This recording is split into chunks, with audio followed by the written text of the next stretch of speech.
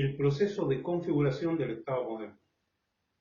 El período conocido como la Edad Moderna significó para Europa importantes cambios en su ordenamiento político. El fenómeno más destacado fue el surgimiento del concepto del Estado moderno, un territorio con fronteras determinadas, la existencia de un gobierno común y un sentimiento de identificación cultural y nacional de sus habitantes. Este proceso fue iniciado a partir de los siglos XIV y XV.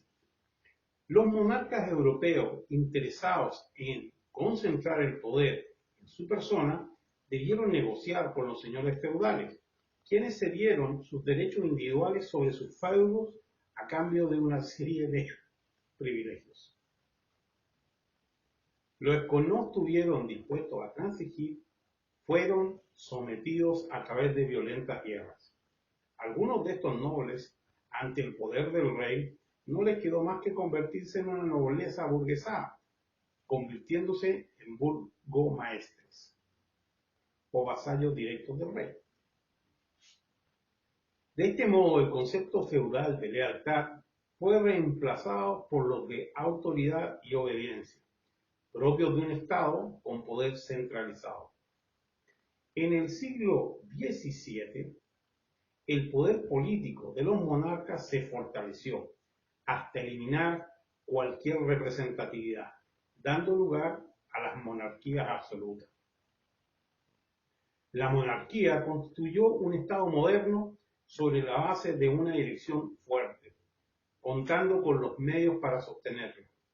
Con esto, el rey consiguió la resignación de la sociedad a cambio de un cierto orden y progreso.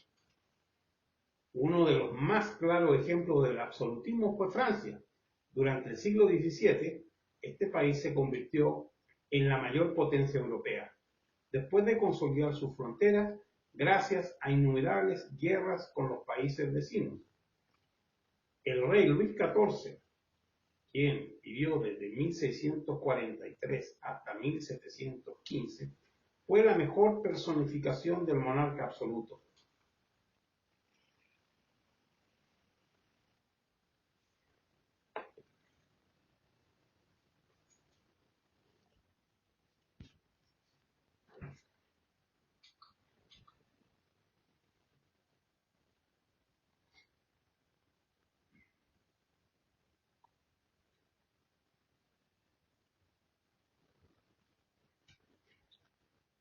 Surgimiento del Estado liberal. El Estado liberal surgió como un resultado de una crítica al Estado monárquico absolutista de los siglos XVII y XVIII, es decir, la fórmula que el Estado que existía hasta ese momento, antes de la Revolución estadounidense y la Revolución francesa de 1789. El liberalismo surgió a partir de una crítica contundente al sistema monárquico feudal, que tuvo su expresión más acabada en la frase del rey Luis XIV, donde él decía: el Estado soy yo. Este liberalismo original tenía solo una dimensión política, sino también una dimensión económica y filosófica. Entre los pensadores e ideólogos que se encontraban Jean-Jacques Rousseau, Montesquieu, Diderot, Voltaire, Adam Smith, David Ricardo, Malthus, John Locke, entre otros. En el campo jurídico, pensadores como Thomas Jefferson, James Madison codificaron muchas de las ideas ilustradas en los documentos fundacionales de los Estados Unidos, específicamente en la Declaración de Independencia de los Estados Unidos y en la Constitución de los Estados Unidos. Todos estos filósofos y pensadores hicieron una crítica a la sociedad absolutista monárquica, que culminó en un proceso revolucionario de carácter político-social, como fueron la Revolución estadounidense y la Revolución francesa. Y al mismo tiempo coincidió con un fenómeno de carácter científico-tecnológico, la primera revolución industrial.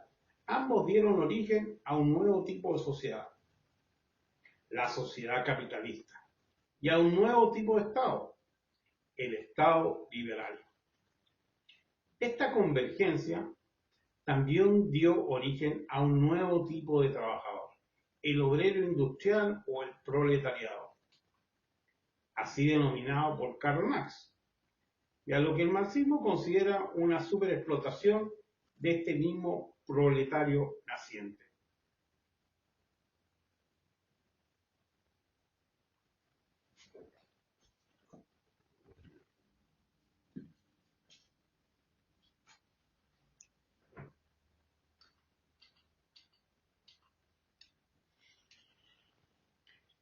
El Estado liberal como Estado de Derecho. El Estado de Derecho se encuadra en el marco del Estado liberal, pero no se agota. Su configuración aparece marcada por dos planteamientos fundamentales. Uno, por el denominado rule of law, es decir, el mandato de la ley, consecuencia de los enfrentamientos producidos entre Inglaterra y los defensores del parlamentarismo y los defensores del absolutismo monárquico. Este concepto supone el imperio del derecho o el imperio de la ley, es decir, la primacía del principio de legalidad como expresión de la soberanía popular recogida en el Parlamento. Los planteamientos de justnaturalismo racionalista de origen protestante que proponen el alejamiento del derecho de las cuestiones éticas y morales al mismo tiempo que establecen la vinculación entre el Estado y el derecho. Pero en realidad, la formulación del Estado de Derecho surge en la doctrina alemana. Immanuel Kant representa la culminación de la concepción racional del derecho y del Estado. La doctrina alemana no responde a los mismos criterios que la anglosajona, ya que su proceso de evolución histórico fue distinto. Frente al rule of law de los anglosajones, que se sitúa como una posición suprema al Parlamento, la doctrina alemana, donde esta supremacía no existía, ofreció la formulación del Estado de Derecho según la cual el poder legislativo asume el monopolio de la ley y el ejecutivo la capacidad para hacer cumplir lo dictado por el legislativo.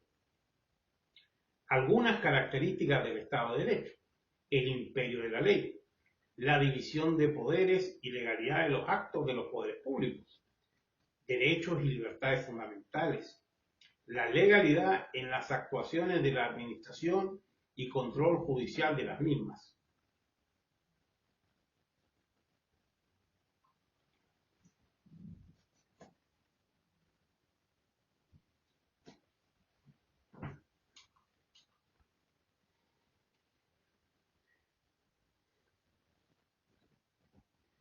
Los elementos del Estado.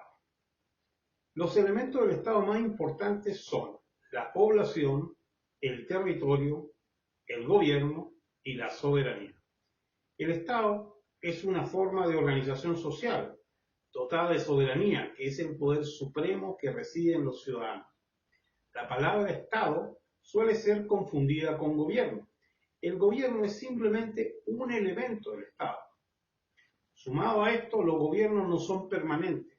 Hoy en día tienen una duración de 5 o 10 años a lo sumo, mientras que el Estado existe aún después de acabado el gobierno. Otra aclaratoria necesaria es que el Estado no es sinónimo de nación, puesto que esta última forma de organización carece de poder político. Todo Estado debe contar a lo menos con 4 elementos fundamentales: la población, un territorio, un gobierno y la soberanía nacional. El Estado necesita una población que le otorgue soberanía, un territorio en el cual desenvolverse, un gobierno a través del cual ejercer y un poder a través del cual pueda ejercer su autoridad. Dentro de estos, uno de los principales elementos es la población. Considerando esto que el Estado es una institución humana, lo que quiere decir que está conformada por personas.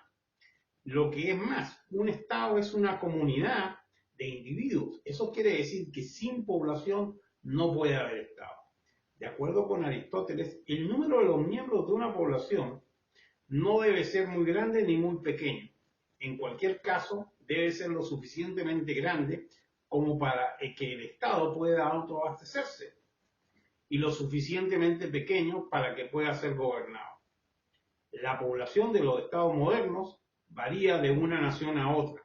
Por ejemplo, Suiza y Canadá tienen poblaciones relativamente pequeñas, mientras que China y la India tienen poblaciones muy grandes. Las personas que viven dentro de los límites de un estado son llamados ciudadanos. A esto se les es conferido una serie de derechos por su calidad de ciudadano, tales como libertad, derecho a la educación, entre otros. A cambio, el Estado les pide a sus ciudadanos el cumplimiento de ciertas acciones denominadas deberes. Se denomina extranjeros a las personas de un Estado que viven en otro territorio de otro Estado que no es el propio. Estas personas disfrutan una serie de derechos, no tantos como los ciudadanos, y están sujetos a múltiples deberes. Los extranjeros pueden optar por la ciudadanía del Estado siguiendo las políticas de este. El territorio es el espacio físico en el que se desarrolla el Estado. El Estado no puede existir en el aire o en el mar, a pesar de que algunas islas son estados, sino que debe haber un espacio terrestre en el cual se pueda desarrollar. La extensión del territorio varía de una nación a otra. Existen estados con una extensión territorial muy amplia, tales como Rusia, India, China, Canadá, Estados Unidos, Brasil. De igual forma existen otros estados con territorios muy pequeños, tales como Suiza, Sri Lanka, Luxemburgo, el Estado Vaticano, entre otros. Lo que realmente importa no es la extensión del territorio, sino la delimitación del mismo. Esto quiere decir que el Estado se debe desarrollar en un espacio terrestre definido, separado de otros estados por límites claros y precisos. El territorio de un estado puede incluir islas. Por ejemplo, el territorio de Corea del Sur incluye la isla Jeju. Cabe destacar que un estado no solo incluye el territorio sólido, sino que también incluye el espacio aéreo sobre este territorio, los cuerpos de agua que se encuentran adyacentes, los ríos, lagos, mares internos, entre otros. Del mismo modo, la zona costera, en el caso de que la tengan, pertenece al Estado. Asimismo, existe la noción de aguas territoriales, lo que quiere decir que la soberanía de un Estado se extiende más allá de sus costas sobre el mar. De igual forma, el Estado tiene soberanía sobre la plataforma continental, que es la parte del territorio que se encuentra bajo las aguas territoriales. El gobierno, como otro elemento del Estado, es una organización política de un Estado. Es el elemento a través del cual se formula, se expresa y se concreta la voluntad del Estado. El gobierno está constituido por una serie de instituciones que le dan al Estado la autoridad para administrar las cuestiones que le atañen, tales como la administración de las riquezas y la optimización de los servicios, así como son la educación, la salud, la protección, entre otros varios. En este sentido, el Estado ejerce su soberanía a través de los órganos de gobierno. La división de los órganos de gobierno puede variar de un Estado a otro. Sin embargo, la división clásica incluye tres poderes: el legislativo, el ejecutivo y el judicial. El poder legislativo es el encargado de formular las leyes que regulan el accionar del gobierno y de los ciudadanos dentro del Estado. El ejecutivo es el órgano encargado de reforzar la ley y hacer que éstas sean cumplidas por los ciudadanos y por los extranjeros dentro del territorio nacional. El Poder Judicial es el órgano encargado de sancionar a aquellos que no hayan cumplido las leyes. Sobre la soberanía. El término soberanía proviene del vocablo latino superanus, que significa supremo. En este orden de ideas, la soberanía es el poder supremo. ningún otro poder supera a la soberanía. Esto quiere decir que la soberanía es el verdadero poder del Estado, el cual le permite mandar, gobernar y asegurar la obediencia a las personas dentro de los límites de su territorio. La soberanía proviene del pueblo, quienes se le otorgan a los dirigentes, ya sea el presidente, el primer ministro, gobernadores, alcaldes, entre otros, a través del sufragio. Harold Lasky señala que el hecho de que el Estado sea soberano es lo que lo diferencia de cualquier otro tipo de organización humana.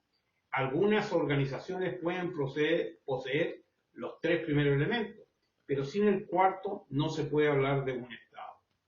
De acuerdo con Jean Bodin, un político francés, la soberanía presenta dos aspectos, uno interno y otro externo. La soberanía interna quiere decir que el Estado tiene el poder supremo sobre todos los ciudadanos y asociaciones. La soberanía externa quiere decir que el Estado es independiente, por lo que tiene derecho a no ser intervenido por otros Estados. Asimismo, la soberanía externa involucra la capacidad del Estado de establecer relaciones con otros Estados.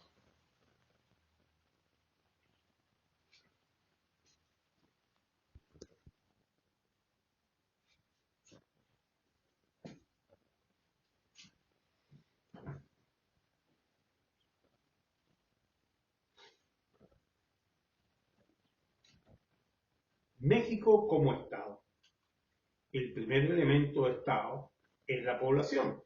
La población de México, de acuerdo al censo realizado por el Instituto Nacional de Estadística y Geografía, INEGI, ascendía alrededor de los 130 millones de habitantes en el año 2018.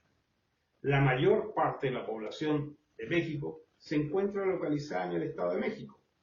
Allí habitan aproximadamente entre 15 y 20 millones de habitantes, dividido de manera proporcional entre hombres y mujeres, alrededor de 7.3 millones de hombres y 7.7 millones de mujeres. Basándose en los estudios llevados a cabo por el INEGI, la población mexicana tiene la tendencia a crecer alrededor del 1.6% al año. El INEGI también señala que la mayor parte de la población mexicana es católica, abarcando más del 89% de los habitantes del territorio. El territorio de México. El territorio mexicano se encuentra compuesto por un área continental y un área marítima. En el área continental está la mayor parte del territorio mexicano, se encuentra dentro del continente americano, más específicamente al norte del mismo. Este también comprende la superficie de las islas localizadas al interior del área marítima que pertenece al país. En total, ocupa un área de alrededor de 1.947.156 kilómetros cuadrados. El área marítima, por su parte, se compone de la Zona Exclusiva Económica, o ZEE, y el mar territorial. El territorio marítimo mexicano fue definido a través de tratados de índole internacional entre los estados centroamericanos, Guatemala, Honduras, Cuba, Belice y Estados Unidos, que en total ocupa un área de 2.926.252 kilómetros cuadrados. El territorio mexicano se encuentra dividido en un total de 32 estados, considerando Ciudad de México como tal. Dentro de estos 32 estados, 17 tienen litoral, 17 comparten frontera con otro estado. Perdón, 10 comparten fronteras con estados internacionales. El territorio de cada estado se encuentra subdividido en municipios cuyo tamaño puede oscilar entre los 4 y los 5.500 kilómetros cuadrados. Sobre el gobierno. En México se cuenta con un sistema de gobierno democrático y federal, compuesto por un poder supremo que a su vez se divide en tres poderes: el legislativo, el ejecutivo y el judicial. El Poder Legislativo se encarga de producir leyes. Es representado por el Congreso de la Unión, que a su vez está conformado por dos cámaras, la Cámara de Senadores y la de Diputados. Los diputados son elegidos mediante votación popular y pueden permanecer en el poder por 3 años. También son elegidos por votación popular y permanecen en el poder por 6 años los senadores, que son elegidos en duplas. El Poder Ejecutivo depende del presidente de la República. Este es elegido cada 6 años por medio de votación popular. El presidente es el jefe de Estado y se debe encargar de realizar todas las gestiones relevantes del gobierno, sin violar las leyes avaladas por el Poder Legislativo. El presidente nombra su gabinete de colaboradores, entre los que se encuentran 18 secretarios de Estado, así como los procuradores o fiscales. Los secretarios son responsables de administrar temas relacionados con la salud, turismo, educación, comercio, energía, ecología, entre otros. El Poder Judicial, por su parte, es el encargado de velar porque se cumpla con lo que está incluido en la Constitución mexicana, sin miramiento de raza, sexo, nivel educativo, color, entre otros.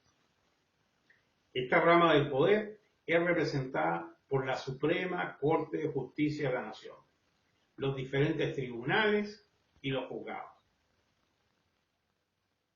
La soberanía de México. Esta, como Estado, se encuentra contemplada en los artículos 38, 40 y 41 de la Constitución Política. En ellos se establece que la soberanía del país reside en su pueblo y que todo beneficio que se busque deberá afectarlo positivamente. También se señala que el pueblo tiene el derecho a modificar su forma de gobierno y que es voluntad de éste estar constituido como una república representativa, federal y democrática, compuesta por estados libres y soberanos.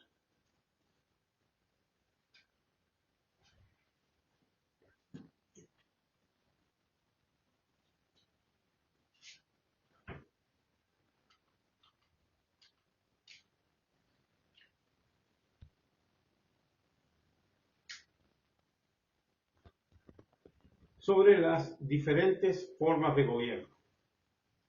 Una de las primeras formas de gobierno que surgió en la humanidad fue la monarquía.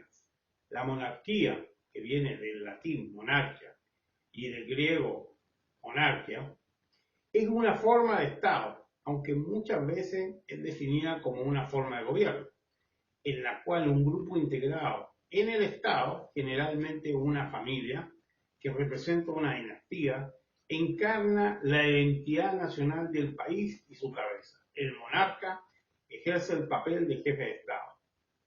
El poder político del monarca puede variar desde lo puramente simbólico, como lo es en una monarquía parlamentaria, a integrarse en la forma de gobierno con poderes ejecutivos considerables, pero restringidos, como es la monarquía constitucional, hasta lo completamente autocrático, como es la monarquía absoluta. El término monarquía es un sistema político que tiene al monarca como líder. El significado es también reino, cuando el monarca es rey o reina y la familia real de un país. En el caso de la monarquía es lo mismo que la realeza. La monarquía hereditaria es el sistema más común para escoger un monarca. De acuerdo con la tradición aristotélica, la monarquía es la forma política en la que el poder supremo del Estado se concentra en la voluntad de una sola persona. Cuando la legitimidad se considera que era proveniente de un derecho divino sobrenatural, la soberanía se ejercía como un derecho propio. El mito del derecho divino de los reyes se basaba en la idea de que Dios o los dioses escogían al rey para estar en el poder y que éste solo era responsable ante él o ellos, como ocurría con los faraones de Egipto o los emperadores romanos. Aunque esto actualmente es un mito y los estados están aconfesionales, algunas monarquías parlamentarias siguen vinculadas a una determinada religión. Por ejemplo, en España al catolicismo, en el Reino Unido al protestantismo, Arabia Saudita al Islam. Sobre la monarquía constitucional y parlamentaria. La monarquía constitucional surgió en Europa a finales del siglo XVIII, después de la Revolución Francesa. Aunque algunas de sus ideas no eran totalmente desconocidas para la monarquía británica, desde el siglo XVI. Desde mediados del siglo XIX, la monarquía constitucional presenta con frecuencia una forma democrática del Estado, con normas constitucionales que se derivan de esta forma. La monarquía constitucional o monarquía parlamentaria, existe un parlamento elegido por el pueblo que ejerce el poder legislativo. Al no tener una función legislativa, el rey tiene el papel de garantizar el funcionamiento normal de las instituciones. Por lo tanto, como suele decirse, el rey reina pero no gobierna. Una expresión de Adolf Thiers.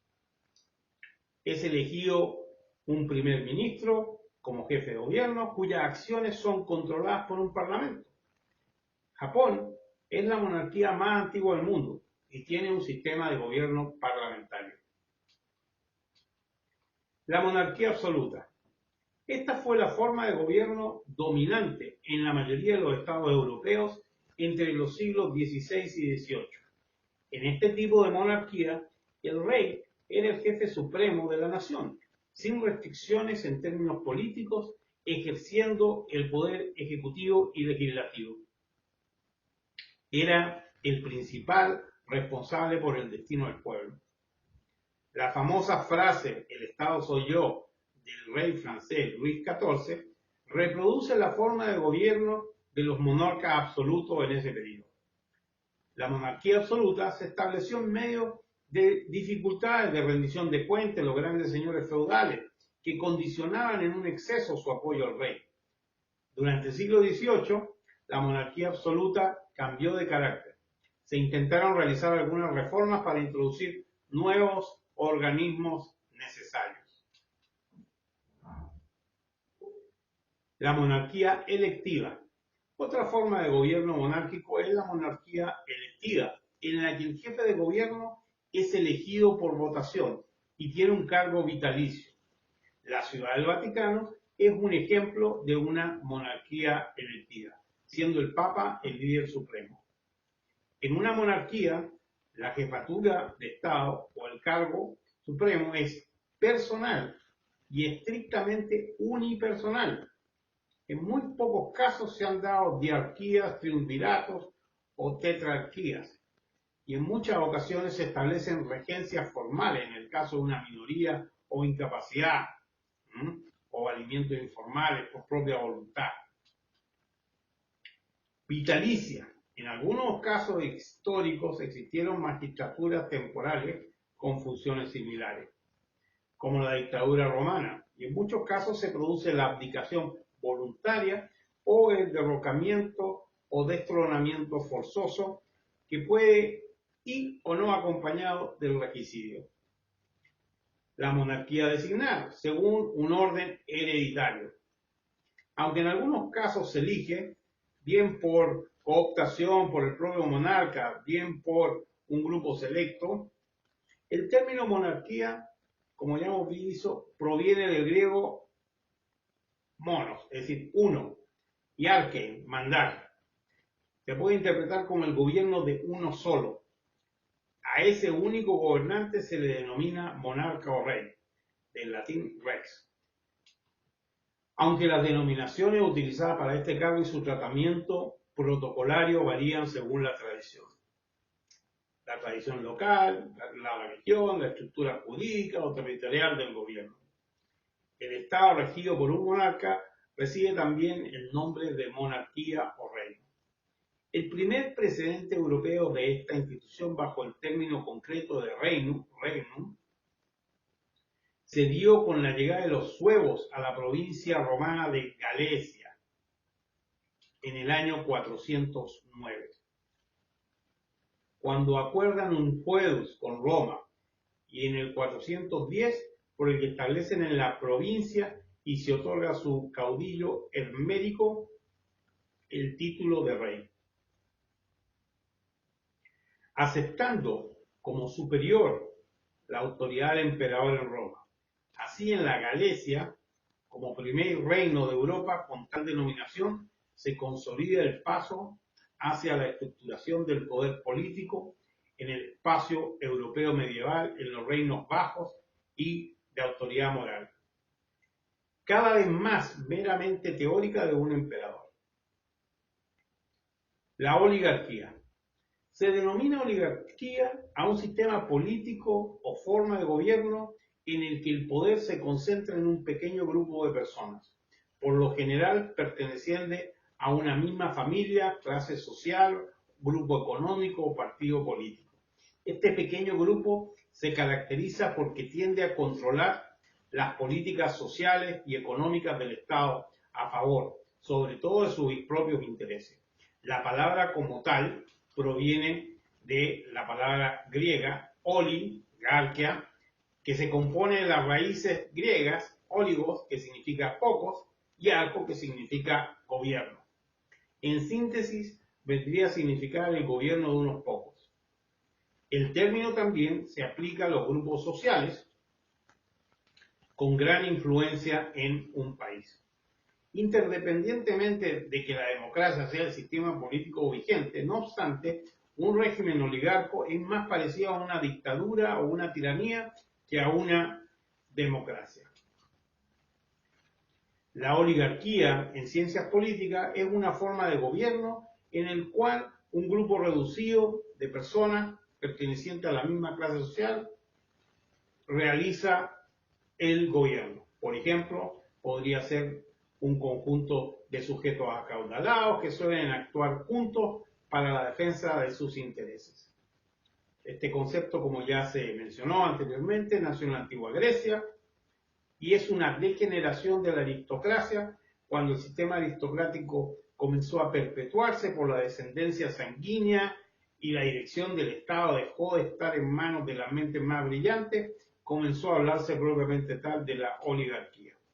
En la actualidad, el término oligarca suele utilizarse para hacer referencia a los millonarios, los latifundistas o dueños de propiedades.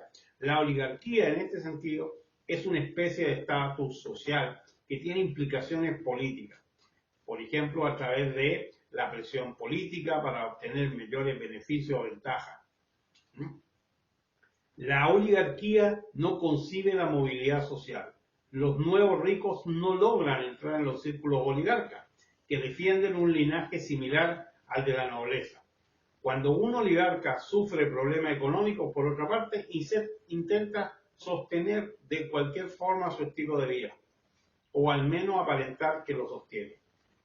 El estereotipo de oligarca es el de un sujeto sin ética ni moral, dispuesto a incurrir en la corrupción, la violencia para sostener su poder, el cual considera como un derecho adquirido. Los partidos políticos de izquierda suelen tener a la oligarquía como principal enemigo, siendo que estos también pueden generar su propia oligarquía. A grandes rasgos es correcto decir que la oligarquía es un concepto opuesto a la democracia, dado que se trata de concentrar el poder de un grupo reducido de gente, en lugar de dar a todos la posibilidad de opinar y decidir. En países que han sufrido fuertes periodos de represión, el término oligarca se suele utilizar como un insulto de una fuerza particular cargado de frustración y resentimientos propios de un pueblo al cual se le despojó de sus libertades. La oligarquía corporativa es una forma de poder que puede ser de tipo operacional o gubernamental, en el cual un pequeño grupo de personas, a veces instituciones educativas o entidades económicas influyentes, tales como bancos, actúan de acuerdo a los principios de la oligarquía, a menudo pasando por encima de las decisiones oficiales de un país.